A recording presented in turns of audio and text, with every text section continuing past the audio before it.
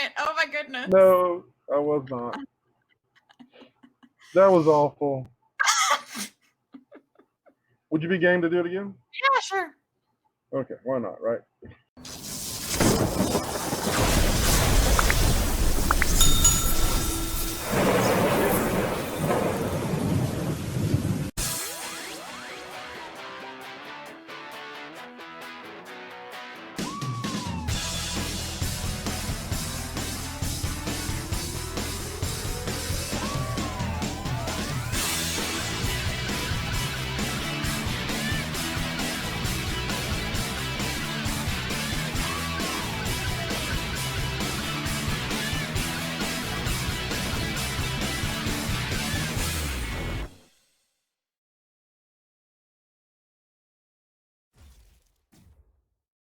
Howdy folks, Brainstorm here, coming at you with another awesome Q&A. This is the second time I'm actually hit the record button this time, so we are recording. So I appreciate Sarah from TellTaleHeart hanging in there. Wanted to jump in there and try this again when I'm actually recording. So this is a trial and error type of thing, so I appreciate you giving me something to remember, maybe. And it's important to hit the little red button that actually says you're recording. But Sarah, you have this YouTube channel that's pretty awesome. It's called TellTaleHeart, and I've been watching, and you have this dating sim that you and your friend Robin have been participating in.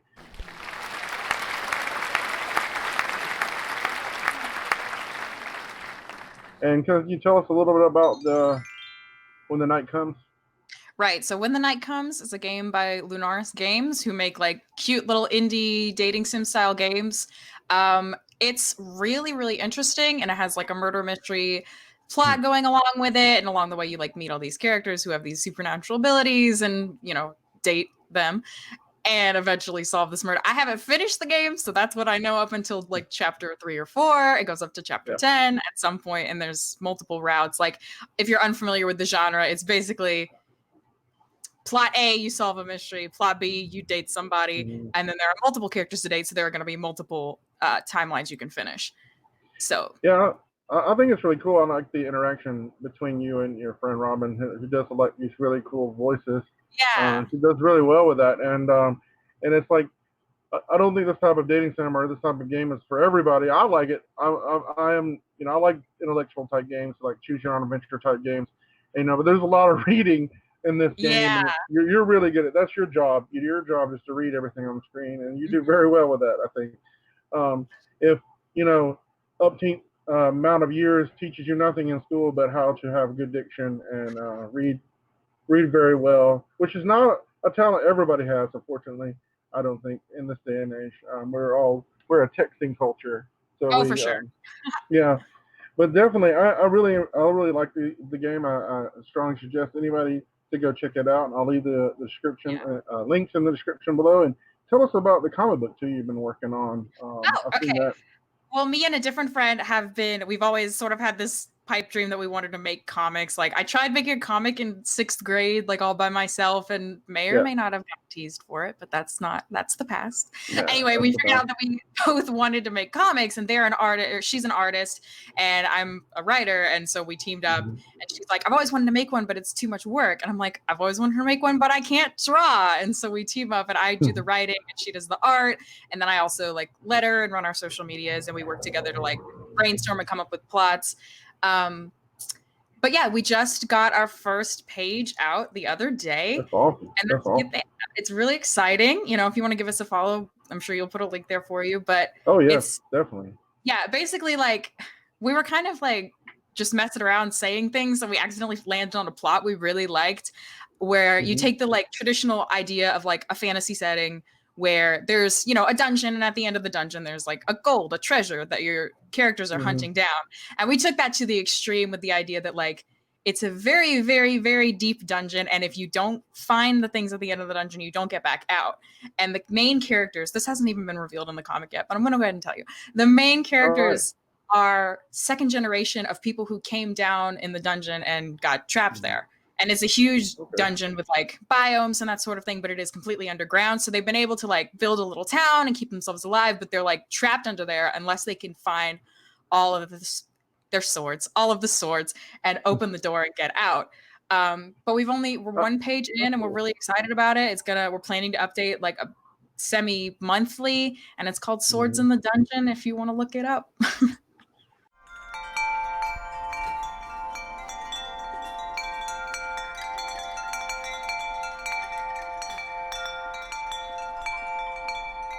That was really cool. I like that these days and age there's so much out there, you know, where you can do this YouTubing thing and you can find all these different things out there to be able to do a comic book like that. That's pretty cool. Yeah, and,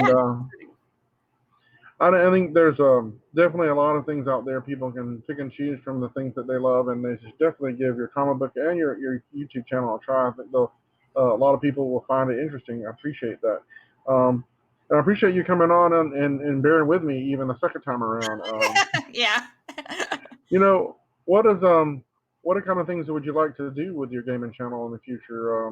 That's a great question. I mentioned last time that we didn't record that Robin and I have plans. We had this idea to like play each other's favorite games back and forth that we weren't super well acquainted with. So like they started with When the Night Comes, which they're crazy about and which doesn't have a lot of attention given to it right now. And then we're planning to start one of my favorite games, which is Ace Attorney. It's actually a really long series, but we're going to start with the first one. And they have a little bit of experience with it, but I definitely am like the resident expert on Ace Attorney. And it kind of, when I heard the title Ace Attorney the first time, I'm like, there's no way on earth that's a fun game because it's called Attorney. Like that's gotta be so boring. It's gotta be like the equivalent of a Sudoku. Like it's gotta be so boring. But it's it's kind of similar to When the Night Comes in the sense that it's visual novel style, meaning it's like images. There's a little bit more animations, but images and text, and you have to read it. But we're gonna do voices again, so don't worry. And that's all right, good. And it's also got a mystery element because you play an attorney who's trying to find out who really did this crime in defense of your own client. And it also has like an overarching plot and like characters that go across the games and like build a story. So it's got really compelling stories and really compelling characters that I'm just really excited about. And I'm probably not going to be able to contain it once we finally start filming it because I'm going to be like, yes, Ace Attorney, it's my favorite. I'm so excited. That's cool. I think that those type of things are fascinating. You know, if you're excited about it, if you're having fun doing it, that's what it's about. Honestly, that's what YouTube's about. That's what I'm doing. You know, who cares? You know, you want to do that, make memories, share, so that 20 years from now, you know, you can go back and say, "Man, I was so young." Well, so much fun. I know that. I asked you these questions already, so now maybe you can give an even better answer. Give an even better answer. So, if you were trapped in a bathroom, this is my question, for 24 hours, you know, you're trapped in this bathroom, you can't leave, with one person, fictional, non-fictional, real or dead, well, who would it be? Okay, like I said last time, I've seen you ask this question of other people, and I don't know if other people are thinking to themselves like you're stuck in a bathroom, like this person is going to see you at your most vulnerable, like they're going to see you at your lowest, most vulnerable state, and that should affect who you choose, because that would like if you said dinner, it would be a different question. This is a dinner trapped in a bathroom. So I think I'm still gonna go with Jane Austen though, just because I think it would be fun to pick her brain, but also I think she would be kind of like chill about being stuck in the bathroom and wouldn't make like a big deal about it. Like we're both embarrassed, it's okay. Thank you for Pride and Prejudice. You could ask her a lot of questions and it's like insight, get that literary insight. If I can fascinating. If I could take a copy of Pride and Prejudice into the bathroom with me, that it's the perfect day. I think it would be fascinating to talk with someone like that who's, you know, classically famous because of the work that's preceded after their death, you know, and they become super famous and it's been super done to death, and then you could probably even know that their work better than them, and then you like put all this intellectual thought into the slightest thing that they were writing about, and then to get their reaction like, no, that's not what I was thinking at all. So I couldn't think of anything else, so I just put that in there. Yeah, I definitely would want Mark Twain. I think he would be hilarious. He'd have a lot of good bathroom jokes Yeah. to share. You know, it'd be an endless amount of hilarity there to pass the time. Um, any extreme sports you'd like to participate in? You mentioned earlier you did zip lining. I've done zip Anything else you'd lining. like to try? I Have you seen the episode of Mythbusters where they're testing zero gravity myths and they go Oh on yeah, that plane? Yeah, and the plane does a certain path that yeah, makes you float. I would love to do that. I want to do things that that are would be like great. safe but cool, like that, or like wind tunnel Mm-hmm. skydiving where you don't actually have to go out of a plane and Mm-hmm. over the, or like safe, cool things. That's what I want to do. That would be ideal. I think that would be a great job for you. You'd be a great MythBuster. I think you would love to do this. That is a great thing. As you'd be sort of like real world flying there, which kind of leads to my next question. If you had a superpower, what superpower would you choose for 24 hours? Okay, I just sent in a job application that had the same question, so I've put a lot of thought into this recently. Yeah, I would like the ability to freeze time because I would just have so much time in the day to get anything I wanted done. Like I could do absolutely anything. I could freeze time, go to sleep, and get all 24 hours to do stuff, or I could just split it up and do whatever I wanted. And I could get several days worth out of that 24 hours just by freezing yeah. time and unfreezing it when I needed to. It would be perfect. It would be the perfect superpower. That's a great answer. I think that like I said before, you could get that remember all that Hermione had in Yeah. Harry Potter. That would be perfect gift for you. No, that's a great answer. I mean, everybody says a lot of things different, but I would like to have a healing factor because I think I could do a Yeah. lot of stupid Yeah. stunts and Yeah. put them on my YouTube channel. That'd be awesome. And the free time, Um, okay, the freezing time isn't purely selfish because you could help people with that. Like if something oh was yeah, happening, right, yeah, if somebody was like attacking somebody else, you just freeze time, exactly. handcuff them, tie them to something. Like it has a myriad of uses. It's the most useful Hmm. superpower, and I stand by this. Maybe followed That only by super speed. that's definitely true. I mean, that's almost like freezing time if you can move faster. Yeah, exactly. So, your Dream job. dream job, what would that be? If you shoot for the moon, you can possibly anything you want to do. What would that be? If I could do anything at all, I think that I would write for video games. Like I would write the Mhm. plot and the dialogue and the characters and all that and let somebody else worry about coding and worry about art where I just Yeah, purely the hard write. stuff. There was a while where I was really into the game Overwatch, and really the Hmm. only reason I'm not anymore is because my computer's getting old and it won't run it anymore. But Uh, the game itself is like a team-based first-person shooter, like hmm. sort of run of the mill, but then it has a lot of lore outside of the game.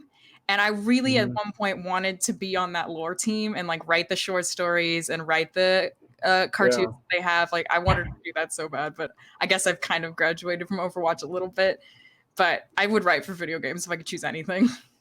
that's a great market these days. There's a lot of call for that. There's a huge gaming channels, Yeah. and I think you have a good gaming channel. And StORMcraft, I have a gaming channel too. We haven't really done much for that. Minecraft is my. I like Minecraft because it's slow and I can just build things. Yeah, And Minecraft is real popular for those exact reasons. Like there are a lot of things you can do in Minecraft. yeah, they're coming out with a new update soon, so Yeah. that'll be awesome to see the change. And then the other but no, that's some great answers. I really appreciate you coming on, and this time I'm actually recording, so that's awesome. Thank goodness. You know, yeah. But no, everyone should check out your YouTube channel, TellTaleHeart, and participate when the night comes. And I'm sure there'll be people who want to play that game. Actually, I check hope it out and so. give it a I hope chance. so. It's definitely Give it a chance. well worth the price. It probably worth more the price that they charge you for. So I definitely hope people want to check it out after we play it. Yeah. Well, thanks. You have a good day, and I appreciate you coming Thank on. you. You too. All right. Bye.